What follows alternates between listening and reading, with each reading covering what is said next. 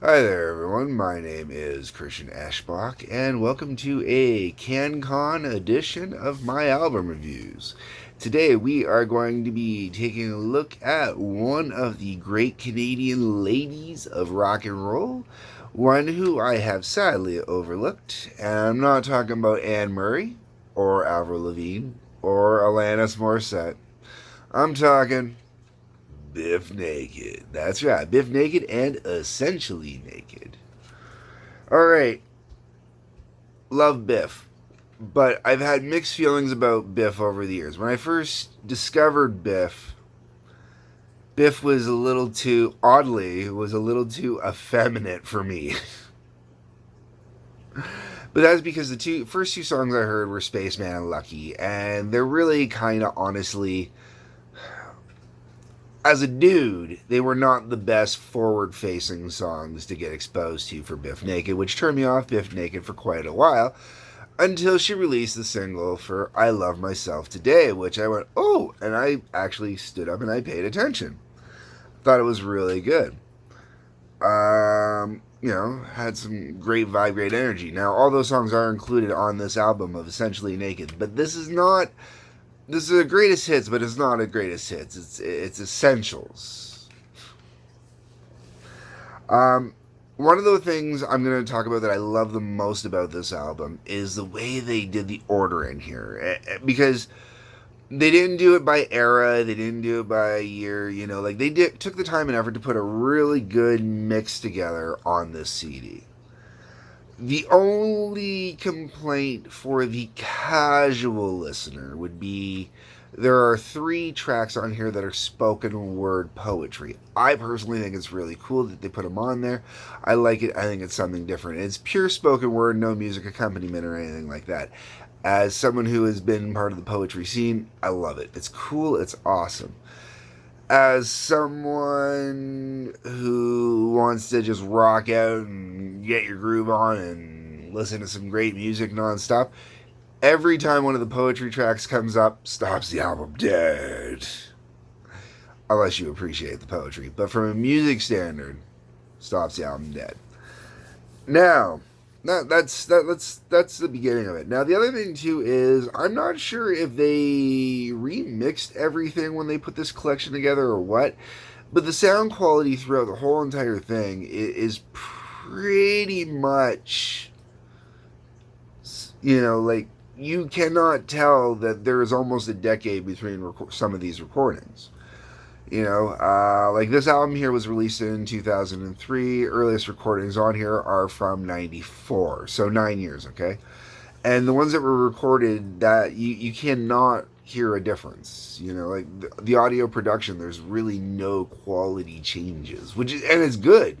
I'm not talking like the later songs have bad quality. I'm talking the earlier songs have that good of quality. So let's get into this. We got Rich and Filthy, 2003 release. I believe it was done specifically for this album. It's a fun track. I love the comparisons back and forth. Biff is not your... She's the type of girl you can dress her up, take her out, but at the end of the day, all she wants to do is, throw on a pair of pants, a cute, tight little shirt, and get on the back of a motorcycle and go out and have a good time. And I don't mean that in any type of negative connotation. I mean, she just, it's her style, man. She's not a bad girl. Biff Naked is not a bad girl, and she does not even try to personify the bad girl. That's one of the things I love about her. Biff is the sweet, good girl who just likes the darker, cooler, more manly things. Sort of. You know what I mean? Like, that's how I take it. Up until here. Biff did release stuff after this. Be honest with you, I haven't picked up any other Biff yet. I need to get around to that. But I do thoroughly enjoy this album. It's a great album. So Rich and Filthy, great comparisons back and forth. These guys that want this bad girl look or this dark look. No, she doesn't want anything to do with these rich guys that want that shit. That's not her style, man. Then you get into the next track, which I believe was recorded just for this, back in the day, also 2003.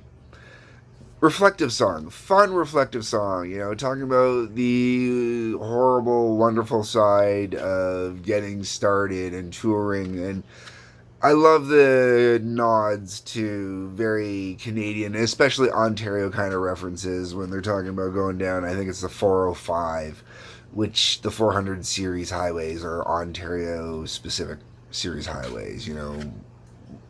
Sometimes they span into other provinces a little bit or turn into other highways that span into other provinces. But for the most part, the 400 series. Okay, then we get into the I already mentioned I Love Myself Today. Now, that was a song that was released in 2001. I discovered it through Much Music. Much Music played a lot. I love the message behind this song. And the part I love about this song is, yeah, Biff is definitely writing it from a female perspective, but it really is a very kind of unisex kind of song. Anybody can listen to this song and get into the mantra, and should get into the mantra of, I love myself today. Not like yesterday, I'm cool, I'm calm, I'm trying to be okay. Awesome tune, man. Great stuff. Fun, good stuff, man. And then we get into the first of two already mentioned other songs. Spaceman, 1998, according to the back of this. I'm not. It's a very, it's that girl pining for that David Bowie-esque spaceman to come and take her away, and blah, blah, blah, blah, blah. And, you can be I find that particular fantasy definitely is a lot more like when a dude pictures getting taken away in space, it's definitely more Guardians of the Galaxy. Let's go be space pirates. Woohoo! Chicks are more, ooh, I want that, romantic, blah, blah, blah, blah, blah interlude. And I know I'm generalizing in a horrible way here, but really this song is why I'm mentioning that, because that's very much what this song is, It's very much the woman wanting that David Bowie starman, spaceman type figure to come down and take them away, and, if I were a chick, I can't blame them, whatevs. And then we go on to Lucky. I do like Lucky. The one thing that both these songs suffer from is the imagery kind of being portrayed was kind of a gothish kind of imagery, especially I believe in Lucky. And the music was kind of darker and somber that way too, but the lyrics weren't. And I don't know if it was whoever she was working with as a producer, maybe the musician she was working with at the time. I'm not sure what happened there. Those two songs still to this day really just don't do anything for me. They're great songs, but they don't do anything for me because they just, something about them doesn't capture me the way that I think they could. After that, we get into the 1994 track Daddy's Getting Married. I both like and dislike this song. I love the rock out spontaneity, blah blah blah blah blah. As a younger person, I kind of would have enjoyed it a lot more. As a girl, I would totally enjoy it a ton more than I do. And one of the reasons why is I find the song, honestly, it's a bratty song. And I can appreciate the brattiness of it. But I've gotten, myself, at this point in my life, I've gotten tired of that bratty kind of attitude. I don't acknowledge it at all in anyone at all. Like when they get... It's why I have issues with social justice warriors. They're bratty like that too, and I'm not interested in it. And lyrically, that's the part of it I don't like. Because it's your typical girl's pissed off because her dad's getting married. So there's a whole multitude of issues with this song I have lyrically. Like, you got the daddy issue thing. Daddy issues really, ladies pick a side. Are daddy issues cool or are they not cool, And that's the problem there. If you got an issue with daddy getting married, it's because daddy's taking all his attention away from you. They're just daddy issues. Um, One of the lines in here, wedding cake riot. Like me personally, having a wedding cake fight at my wedding, that would be pretty normal if you know me. And especially if you know Tracy, I could see that happening between the two of us, even. Um, but that's one thing. When it's a kid doing it because she's being a bratty little bitch, it's a completely different story. That it's just not cool to me. But it's still a decent song. It's still a good song. I understand the song, and there's a definite psychology to it that you can definitely appreciate. One of the things I will say I like about Biff is she does wear her heart on her sleeve, and she definitely does express her inner self, and I can definitely respect that. And then we go into the 1998 track "Moment of Weakness." Great song. Everybody's had that moment of weakness, just that moment of weakness. I gotta get out of my head. It's just good tune. Really good, fun song. Really enjoy it. Then we get into the first poem. This is My Satan poem from 1994. I dig My Satan poem. It clocks in at 48 seconds, so it's not on there long. I really dig it. I really like the message that she's getting across with it. I really like what she's saying in the poem. It's really cool. And it's not exactly what you would expect either, so it's really interesting that way. But it stops the album completely dead at this point, especially when you're at Moment of Weakness and just really high pace energy. I mean, high, high, high, high, high, high, high, yeah. I believe that's actually, a point in the song. Uh, and then it just stops dead into this poem. I think the poems maybe should have been pushed to the end or right at the very beginning. But, or an interlude with all three of them in the middle together, kind of. It's weird. I get why they broke it up the way they did, but I don't think it was necessarily the best idea in this case. Then we get into Tango Shoes from 2001. I like Tango Shoes, and I like Tango Shoes because it's got a great double message to it. You could take it as tango shoes, as in proper going, dancing, putting on your tango shoes, getting out and having a good time. Or tango shoes as getting yourself a pair of like 14 or 12 hole docks or whatever many holes that are, almost up to your knee, and you go rompa stompa on somebody's ass. That type of tango shoes, if you get what I'm saying. Fun song. I really do dig it, and really, I like like I said, I love the double imagery in it, because sometimes you just want to tango, and sometimes you just want to go kick some ass. Then we get into My Whole Life from '94. My Whole Life is the first song on here where I just kind of go. Good song when you listen to the album. Not a song I think about outside of that. Then we get into Choti from '98. Choti is one hell of an intimate and personal song.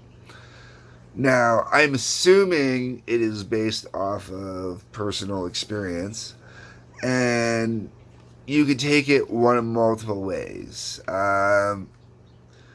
Choti could be taken as a pet that was given up for adoption. Choti could be taken as a child that was given up for adoption. Choti could be an abortion. If you listen to the lyrics and you listen to what's being said and the remorse that's in there, it could apply to any. It's kind of ambiguous. because she never says flat out that she got pregnant or anything like that. But there is innuendos of a man loving a man, him not wanting to be a daddy, and her not, blah, blah, blah. So it's either a fur baby or it's a real baby, and it was definitely had to be released in one way or another. I'm trying to think of the nicest ways to put this to try and keep it as inoffensively as possible, because it really is a very open, honest, and intimate expression of one's thoughts related to something that was personal and private to them. But I respect and I really do like the song. Maybe not a radio single song, but it's a really good tune. It really is. Then you get into Leader, 2001. I like Leader because it's basically Biff saying how she doesn't want to lead people. She doesn't want to be this big figure that people follow. She doesn't want to be an icon. She just wants to do her thing. And I really appreciate that, Then we get into My Bike, 94. Another song where I kind of poof a little bit, It's great when the album's playing, but I don't think about it. And I think part of the reason why is right away it goes into the next poetry track, which is from 97. And this is called Know Me Drink. And this is from 38. This one's, sorry, not from 38. This is from 97. The song is the poem track is 38 seconds. Man, screwed that up. Okay. Know Me Drink is interesting. Out of the three poems, is probably the one I like the least. But it's not a bad tune. Then we get into Twitch, which was from 2000. I really like Twitch.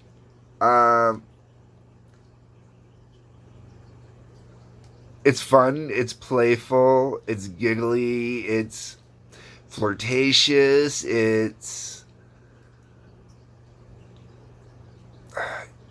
cute. It is. It's a cute, playful kind of song. It's the type of song that It's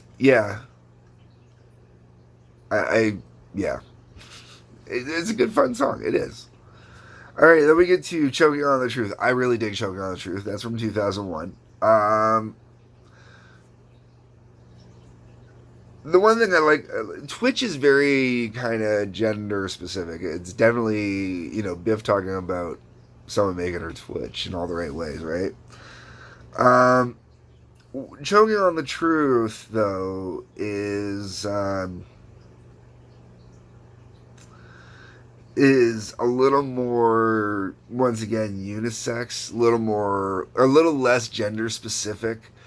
And I kind of like it for that reason. And the reason why I bring this up a lot in here is there's a lot of lyrics that Biff uses, specific word choices that she picks that are definitely would be effeminately chosen word choices. And not in a bad way. I'm not saying, oh, this girly, fucking sucks, it's so girly. I've got buddies that have said crap like that. I don't believe that. What I'm saying is, in the song Choking on the Truth, one of the lines she uses, you thought it would be like candy, but you're choking on the truth. It's very rare a guy would use that kind of line in a song, except for maybe Steven Tyler.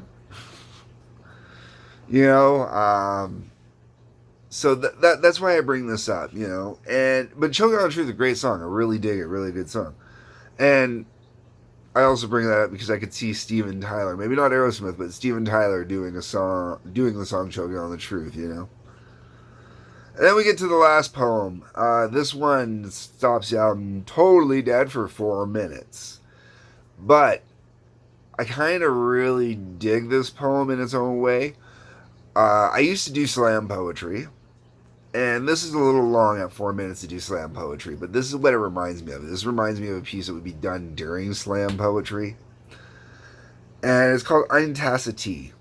And I totally appreciate what she does here. It runs a little bit. It would run long for your average listener, and I say this because I'm the only person out of all the years I know that's actually appreciated it. Most people usually, after a minute and a half, tune out and they walk away. So I think it's a pretty cool track. I really like where she goes with it. I like what she does with it.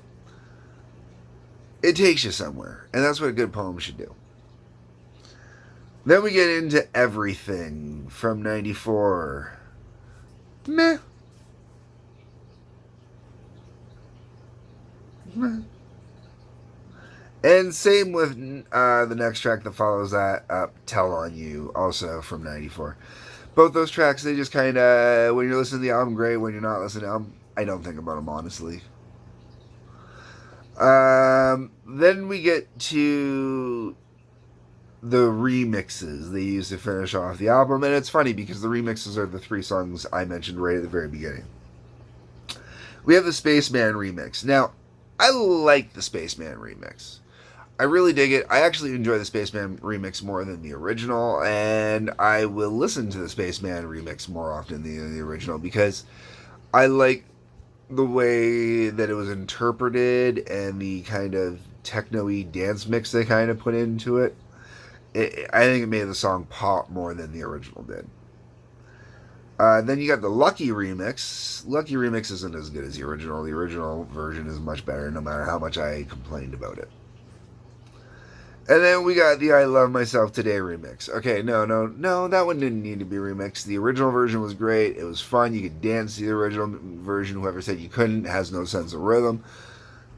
The original is great. So instead of the I Love Myself Today remix, I personally would have liked to have seen her cover of We're Not Gonna Take It go on here. Maybe they tried to get it, they couldn't get the rights, I'm not sure, but it is on the CD because it's actually a 2-disc set. 1-disc CD, 1-disc DVD. DVD has all of Biff's music videos that have been released up until this point, which included the We're Not Gonna Take It video. So it's weird that it was left out. I really wish it would have been put on here. So yeah, those are my views on Essentially Naked from Biff Naked.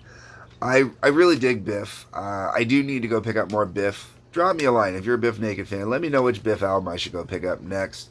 I haven't picked up one yet because Biff can be a little bit hard and random to gather, you know. Like I said, when you go by the track list on the back here and what songs came from what years, I'm most likely to want to avoid the 98 album.